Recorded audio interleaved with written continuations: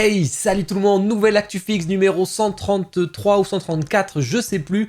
Bon, comme d'hab, je vais vous faire toutes les news de la semaine, des statues en résine, les précos, les teases, vous saurez tout en à peu près 10 minutes, donc ça c'est cool. Bien sûr, vous avez le concours que j'ai posté dimanche dernier, donc vous pouvez participer, c'est jusqu'au 2 mai à 20 h, on va dire.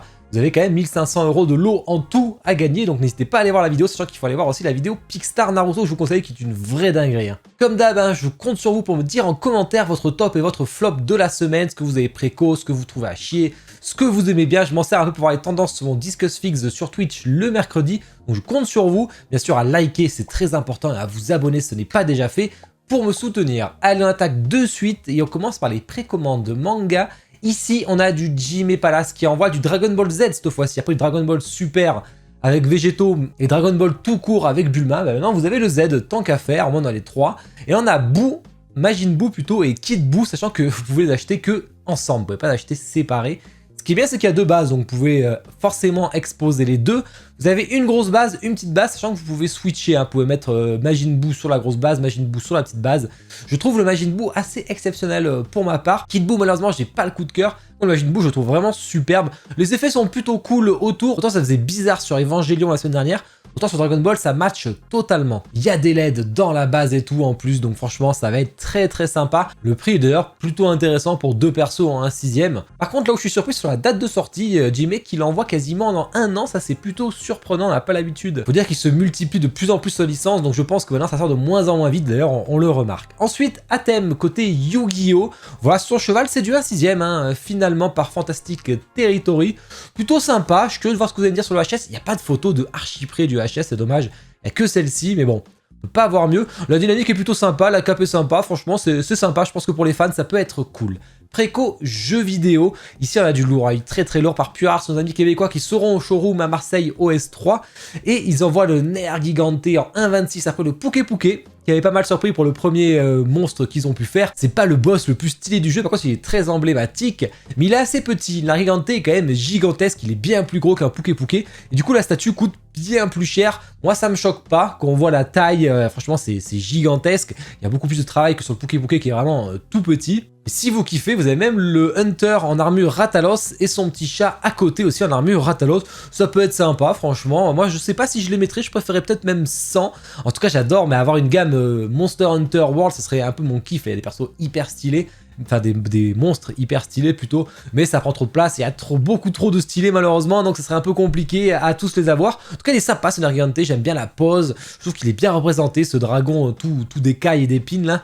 Franchement sympa. Vous avez une version exclusive qui a 50 exemplaires qui vous rajoute juste un petite lithographie. J'en vois pas spécialement trop l'intérêt. Sinon vous avez à 450 exemplaires. Elle est chez Kodai Niki, il y a le lien dans la description et c'est en lien affilié. En plus c'est un peu moins cher que la version exclusive. Ça dépend ce que vous préférez. Ensuite PCS qui continue sa gamme Mortal Kombat avec Kitana. Voilà, plutôt sympa, c'est très muséum, c'est assez grand pour du 1/3, je préférais du 1/4. Mais après c'est dans la même veine que ce qu'ils ont fait avant sur Mortal Kombat, donc c'est plutôt logique. C'est sûr que cette fois-ci, contrairement à Jade où le HS n'a pas été validé, mais il le sera sûrement d'ici la sortie, j'espère pour ceux qui l'ont préco. On a du coup Kitana cette fois-ci avec le visage déjà sans le masque. Plutôt sympa, moi je préfère largement avec, vous me direz ce que vous en pensez en commentaire, mais je trouve ça plus stylé. Précommande Marvel, plutôt simple, on a un Ant-Man en version 1/10, alors vous avez une version Deluxe où il est un peu plus grand, on voit son pouvoir et tout avec des petits persos autour, et la version régulière qui franchement, bon bah là, se suffit à elle-même si vous en prenez plein de persos, c'est l'avantage, si vous faites pas de persos Marvel, la gamme 1/10 Marvel Studio peut être faite pour vous, même si je trouve ça toujours un peu cher, pas sur les petites mais sur la version Deluxe c'est toujours un peu cher. Et vous avez la Black Panther, alors je sais pas, j'ai pas vu le film, donc je sais pas si c'est exactement son nom dans le film, voilà, bah en tout cas ça me vend pas du rêve du tout pour une fois sur les 1/10. Précommande d'ici, ici il y a du très lourd, on avait pas la semaine dernière le Superman Lois Lane qui franchement j'aime beaucoup, elle est excellente. On avait le Catwoman Batman qui était vraiment cool. On sait pas trop l'échelle, c'est pas noté. Le visage de Superman est plutôt cool. Le visage de Lois Lane, j'ai vu qu'il y en a qui ont tiqué dessus. Moi je trouve vraiment sympa. Il y a le côté pin-up un peu des comics de l'époque. C'est vraiment niveau comics époque je trouve. Et ça rend plutôt bien, ça fait penser un peu au Scott Campbell justement, si vous les avez à côté de Sideshow, plutôt pas mal. Préco, film, série TV, ici on a la suite, j'ai parlé du, je sais plus quoi, Tyrannosaurus, un truc comme ça là. La semaine dernière en 1/15, on complète le diorama avec le Tyrannosaure cette fois-ci. On a une version régulière et une version exclusive qui vous rajoute un décor avec, version Ultimate plutôt, avec des LED, voilà, bon des LED très minimes, voilà, vous pouvez ajouter les trois. Donc celui de gauche, c'est celui qui était en préco la semaine dernière, celui de droite, c'est celui qu'il y a actuellement. Moi, ça me vend vraiment pas du rêve, je trouve ça vraiment... C'est plutôt le décor, je trouve vraiment pas ouf. Ensuite, Frodon côté Weta, alors là... C'est la gamme Open Edition en 1/6. J'avais fait, je vous rappelle, le Nazgul et le Gandalf qui étaient vraiment superbes, surtout le Nazgul qui est pour moi le meilleur Nazgul actuel en résine. Et là on a un Frodon, vraiment on dirait qu'il fait la manche et c'est un peu embêtant, bien que ça représente bien peut-être le perso, mais c'est pas ce que j'aurais fait, hein. Le soc paraît énorme comparé à lui, du coup il a les pieds vraiment dans la pierre, bon c'est logique. Le petit anneau, mais vraiment sa tête, on dirait vraiment qu'il me demande de l'argent. Genre s'il vous plaît, précommandez-moi quoi, mais là je suis pas chaud, hein, moi quand je vois ça. Open Edition, c'est-à-dire qu'ils font des tirages de 1000 exemplaires et ils les envoient, puis ils refont un tirage de 1000, il y en aura tout le temps à l'infini. Hein. Ensuite, Hoogle du Labyrinthe, vieux film que je connais pas personnellement, c'est du 1/6, voilà, ben, le perso me vend pas du rêve, mais après bon, c'est des films d'époque, mais pour les connaisseurs, ben voilà, vous avez un perso qui peut être sympa si vous kiffez. Et précommande autre, on a le Death, le dernier cavalier de l'Apocalypse. C'est vrai que j'ai renoncé à cette gamme malheureusement parce qu'elle prend trop de place, hein. Ça m'aurait pris tout mon étage, plus un autre étage sur le côté. J'aurais dû sacrifier pas mal de gammes, donc j'ai décidé de pas les sacrifier. Surtout que c'est quand même un sacré budget. En tout cas, c'est archi stylé. Death est mon moins apprécié. Il y en a qui préfèrent largement, ce que je peux comprendre. Moi, celui que j'aimais le moins, parce que c'est un peu plus classique, si vous voulez, la mort et tout, on connaît, la faux, etc. Deux têtes. Du coup, je préfère presque même le visage masqué, parce que ça permet de changer un petit peu. Masqué entre guillemets, hein, mais avec la capuche. On a un petit switch, soit la lanterne avec tête de mort, soit vous avez la main comme ça. Je pense que je préférerais la lanterne. Son cheval est extrêmement beau, on dirait vraiment avec les dents et tout là, la chair et tout, c'est excellent, franchement j'adore cette gamme. Mais s'il faisait une petite gamme à 6ème, on sait jamais, mais c'est un peu dommage. Mais putain, qu'est-ce que c'est beau quoi. Ensuite on a Yaki côté Soum, franchement c'est plutôt pas mal. Une belle dynamique et en plus on a un petit switch avec le masque que je préfère largement. Je trouve ça assez sympa, j'aime bien ce que fait Soum en général, bon c'est assez cher malheureusement, ce qu'il faut rajouter en plus l'importation. On a fait le tour des précos, on va passer à tous les teas, il n'y en a pas beaucoup donc c'est quasi la fin de la vidéo. Comme d'hab, je vous ai mis tous les liens affiliés de ce que je vous ai présenté dans la vidéo aujourd'hui en précommande chez mon partenaire Kyodai, donc n'hésitez pas. Gardez le lien général en favori, comme ça vous vous embêtez pas avec ça. Au niveau du planning, semaine chargée, hein, on se retrouve demain soir pour un Discuss Figs spécial gaming. Attention, il y a du très très lourd en gaming et spécial manga pour l'autre invité. Ensuite, jeudi, spécial showroom donc avec Aniki. En fait on va inviter à chaque fois, enfin je vais inviter à chaque fois plutôt un studio qui est présent. Ils vont nous dire du coup ce qu'ils amènent. Donc il y aura Pure Arts, il y aura Taka, il y aura Kitsune, il y aura Cartoon Kingdom, etc. Et ils vont nous teaser un peu ce qu'ils vont nous... Ils nous amènent vraiment du lourd. Donc sans nous le montrer bien entendu pour nous garder la surprise. Donc on va pouvoir en parler jeudi soir, ça va être très cool. On fera 10 minutes chacun je pense. Ensuite samedi soir on prend les jeux d'horreur avec ma femme. J'en ai trouvé un vraiment hardcore de ouf où il faut survivre en couple. Et dimanche soir, on continue Resident Evil 4. Allez, on passe aux teas. Et bien sûr on commence par les teas manga. Ici on a du...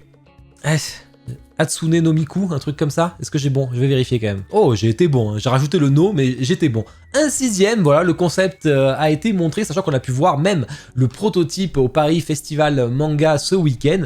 Voilà, mais je suis curieux de voir ce que vous en pensez. Moi, je trouve ça assez sympa de voir des mangas qu'on voit assez rarement en statue, hein, parce que je pense qu'en PVC, il y en a un paquet sur elle. Et ils ont montré aussi leur Jujutsu Kaisen, vous avez dit qu'il ferait un diorama assez big.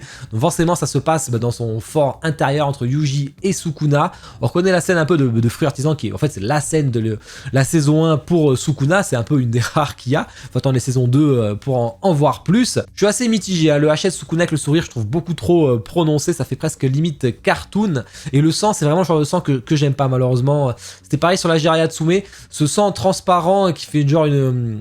Vraiment résine transparente, ça fait pas très sale, c'est pas trop mon délire malheureusement. Voilà qu'on en discute avec Kitsune. Cartoon Kingdom en fin de prod sur la Olive Tom, et ça c'est cool comme d'hab, on tient les promesses de livraison et ça fait plaisir. IKS qui va envoyer la préco, je crois que c'est le 19 avril, donc on va en reparler la semaine prochaine de Yo Asakura et Amidamaru, je crois que je l'ai bien dit, de Shaman King en un quart. Franchement j'aime bien, je trouve d'ailleurs le concept se prête énormément à Shaman King, c'est un gros feignant Yo. Là il est assis en mode posé, tranquille. Je trouve que ça a tout son sens avec Amidamaru derrière, ce qui est pas mal de petits switch quand même. Vraiment elle est superbe, c'est la pose qu'il fallait, franchement j'aime beaucoup. Ensuite Extreme Art qui envoie du Westworld, et je crois que ça rejoint un peu le moine qu'on avait pu faire la dernière fois. Je suis pas sûr, voilà, bon, c'est un animé chinois. Tease jeu vidéo Dimitri ou Non, Dimitri, c'est ça, de Darkstalkers. Je sais pas si vous vous rappelez qu'Inutikad l'avait déjà mis en préco. On avait son démon derrière, on avait la femme sur son genou. Et là, en fait, on n'a pas tous ces éléments pour réduire le prix si vous préférez. 799 $. La préco est ouverte. Et vous aurez pas tous ces éléments, mais au moins ça prendra moins de place.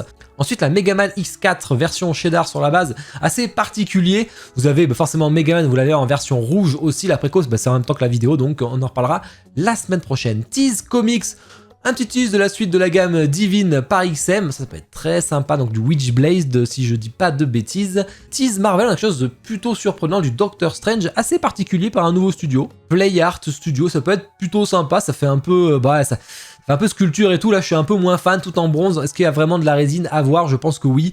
Bon, on verra quand ça sera en préco. Tease d'ici, pas grand chose, juste la Wonder Woman de Death Metal. J'ai adoré son design avec, au lieu d'avoir un lasso, elle avait sa tronçonneuse là, de la vérité. Je trouvais ça assez génial. Ça peut être très très sympa, surtout que le Superman m'avait énormément déçu. Tease, film, série TV. Ici on a juste All Boy, voilà, chez JND, donc certainement, enfin très certainement, en un tiers. Préco c'est le 22 avril, donc on en reparlera là aussi. Et ben voilà, on a fait le tour. Bon, j'espère que cette actu vous a plu, je compte sur vous pour me le dire en commentaire et à liker. Puis je vais vous conseiller cette fois-ci l'unbox de mon mini-link, comme vous voyez d'ailleurs, il est caché là-bas. Puis ça se souhaite une bonne journée, une bonne soirée. Ciao.